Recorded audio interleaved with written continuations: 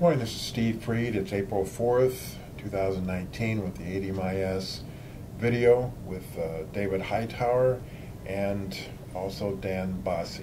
First we'll start with you, David. You are the president of the Hightower Report. And I thought we'd first start with asking about the current commodity price rally. Why are prices rallying, and do you think it'll continue? Well, I think crude oil has a lot to do with that, and we have that established correlation. And, all things considered, it's a pretty good crude rally because we have restraint on production, but we have gradually improving demand. So, I mean, demand's there regardless of the economic conflict that we have. And also, when you look at the correlation with these other commodities, that has an upward pull on it. So hopefully that means good things for the economy are still there. This week we actually saw the bonds break, the stock market rally, because maybe a trade deal eventually down the road could heat up the world economy and maybe cause some inflationary. What do you think about that?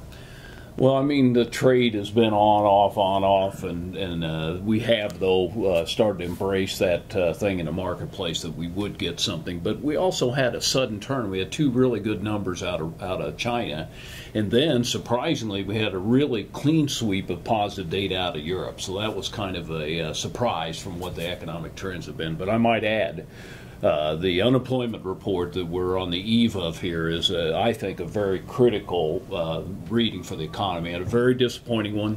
We're going to need to see that improve.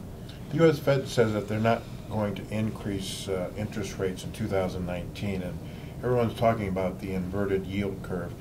Do you believe that the inverted yield curve suggests that the United States might be going into a recession in 2020? I really don't. When you look at the unprecedented historical involvement in the long end of the curve with quantitative easing and all the buying that was done, that relationship has just been blown out into some kind of synthetic relationship. So I think we need to look at jobs, and I think we need to look at the geopolitical issues, and if we can shed trade and we can shed exit, then I don't think a recession's in the cards. China's always on the minds of every trader. What do you perceive down the road as far as China economy is concerned and how it will affect commodity prices?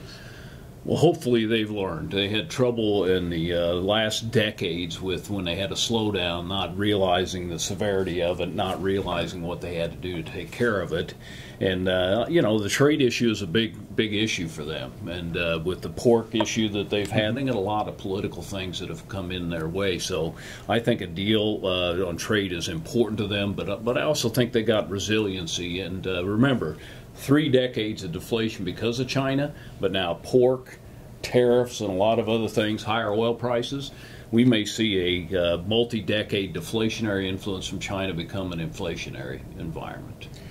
We've noticed that the cattle and hog market has rallied. The cattle market probably because of domestic demand, and hogs probably because thinking that China's going to buy hogs. Animal numbers are going up. What do you think the outlook for cattle and hog futures are now? Well, I think we've made some key lows.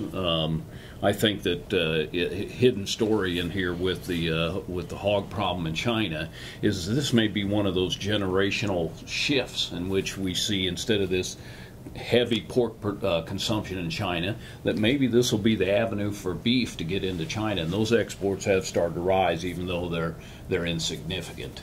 Do you have any trade strategies for the brokers? Well, like I say, I really think that this non-farm payroll reading could set the tone for the entire quarter. And I think that bond pricing got to a level in which they were expecting rate cuts, and maybe that's a little bit overstated in the short term. But I see trends in the stock market and in the gasoline market to continue to be higher. So I guess my pick would be gasoline. RBOB. We have 15% of the refineries are idled. Stocks have fallen for 14 weeks in a row. And if you don't get those refinery operating rates up, we're going to have a tighter situation coming into the summer. So being long unleaded gas and maybe being long a put against it is what I would suggest. All right, thank you, Dave. And for further information on Dave's research group, you can contact them at hightowerreport.com. Dan, what's the latest on the U.S. and China trade deal, and what do you think is going to be the impact on grain prices? Well, Steve, we supposedly today at 3:30 Chicago time will have a meeting in the Oval Office between Li Hu and Premier Li Hu and, of course, President Trump. The expectations from the media is that they will announce a summit date for when the presidents of China and the United States can sign a document or an executive order. This executive order will not have to go in front of Congress, and so that's going to help the overall approval process compared to USMCA. But again, it will have some teeth in that there will be speed bumps along the way in time that the Chinese and the United States will sit down and make sure that everybody has adhered to their obligations, otherwise the possibility of tariffs could come back. It's a little uncertain today whether all the tariffs will come off. The Chinese have been pushing hard for that. But in a general sense, the U.S. market has been looking for a new demand driver in agriculture following biofuels, and we just haven't had that yet. Maybe there's a hint of that with this new agreement. I would say that from a regional perspective. I'm not sure it applies to global agriculture, but today we're optimistic that maybe some kind of pact can be resolved by the end of April that'll get the United States a better export outlook into China. Some of our brokers were asking if we do get a rally because of the trade deal, but we have these large stocks, we have potential for large crops in 2019 globally. But what is your outlook for prices, assuming normal weather, into the fall of 2019? Well, that becomes the difficult outlook because there's a lot of moving parts yet. For instance, bringing in Argentinian corn into the southeast of the United States is about 10 or 12 cents away here this morning. So I can conceive where the United States and China ink a deal where the U.S. may send China 40 to 45 million tons of soybeans annually, and that at that point we may start to import some beans from Brazil or corn from Argentina. And so you're right, we have this abundance of supply in the world market, but in the United States, which is where the Chicago Board of Trade is located, we have this demand pull that will be going from China to the United States. And so, as I said, there's lots of tentacles to this whole thing, including Mother Nature. But my sense would be that in this market, I want to protect my downside risk, but I'd like to leave my upside potential open. You know, farmers only get these demand drivers once in a while, and so we don't want to limit that. We want to somehow protect them if some things should fall apart. But I'm of the opinion right now that we really don't fully know and understand the agreement. It hasn't even been inked yet or announced. We're not even sure it'll be agreed to. We got to give the farmer the opportunity in these times, much like biofuels, to make the money that when he can to hopefully recoup some losses over the last couple of years. USDA gave us a surprise March 1 corn stocks number. Can you explain a little bit your thoughts on how they derived that number, and then from going forward, looking at the acres, what do you think about the impact that the flooding has on U.S. acres?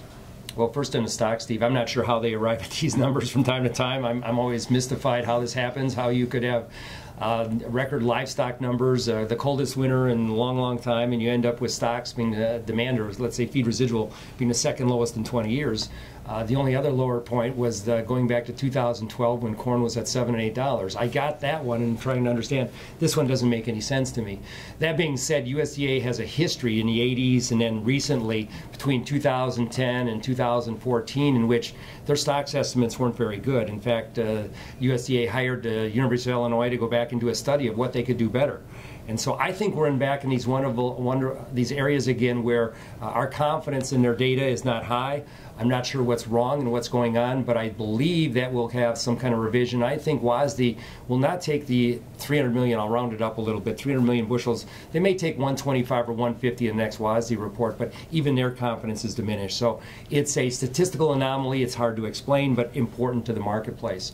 In terms of seedings, I mean, my climate guy has a cold and wet forecast after a warm spell here looking into the end of April. Getting crop in the ground is going to be a struggle. And if we look at Midwest soil moisture, we're at one of the highest levels in 5 decades. So from my perspective, corn seedings will come down. Ag resource today is at 92 million acres. We will adjust as time goes forward and weather either accommodates or doesn't accommodate. But before I jump too far off that ledge, I would remind people that farmers have the equipment these days to plant 45 or 50% of their corn crop in 1 week. So you got to be careful. We don't need a big open window. We just need 12 or 14 days to get stuff in the ground. Whether or not that'll happen by the middle of May is uncertain, but I'm using a number today of around 92 million to start with on corn. Okay, and as far as farmers and marketing plans, what is your marketing plan going forward for farmers here in the U.S.? Well, we've got some sales already in place for the 35 to 50%. We've been more heavily sold on beans versus corn. Our ideas are to get this trade deal, see if we can get a run in the market, make some sales. If you're a farmer and you've got old crop grain, basis levels are really quite, they're getting quite nice now. Ethanol plants need corn. I would look towards the early part of May as an opportunity to maybe price some of that old crop corn and beans. They're going forward. I somehow want to buy puts or do something to limit the downside, but still, as I said before, give myself some upside potential just in case the Chinese are more apt to buy more commodities than we understand today. And again, this is a spend issue in terms of what the Chinese will do. I don't think we're going to get specific commodity breakdowns. It's just a dollar amount, and we as analysts or others have to figure month to month how much China's spending on what goods they're buying. Okay, if you any further contact with Dan Basse's Ag Research Group, their website is agresource.com. Do you have any final statements that you would like to make to the group, Dan? Final statements. Sorry, Steve. I think we're on the cusp of a change temporarily in agriculture in which we could see improvement in volatility, improvement in profitability, because maybe China is a demand driver. We need the trade deal to be done. If we don't get the trade deal done, we're kind of in the same landscape we've been in the last 3 or 4 or 5 years, Steve, which is markets are oversupplied and we don't have much to talk about. So I'm hopeful for a trade deal. Dave? Well, I think we may be ready for a resurgence of biofuel. A lot of travel to Asia in the last 6 months, and the mandates in biodiesel in Indonesia, Malaysia, and the Philippines and other areas. Maybe it makes palm oil a very important market later this year. And if we have the large plantings, large supply of beans continue, then does bean oil really get down to a level where we flip that switch and put biodiesel consumption in the same mode as corn saw from ethanol? I would also suggest to producers, I would be doing my hedging for both corn and beans. I'd be buying right at the money bare put spreads in soybeans. It's got that overhang of supply, and relatively speaking, it's higher than what higher relative to corn over the last 2.5 months. So that would be my strategy. Okay, thank you both. For any further information about ADM Investor Services and opening an account with ADMIS, you can visit our website at www.admis.com.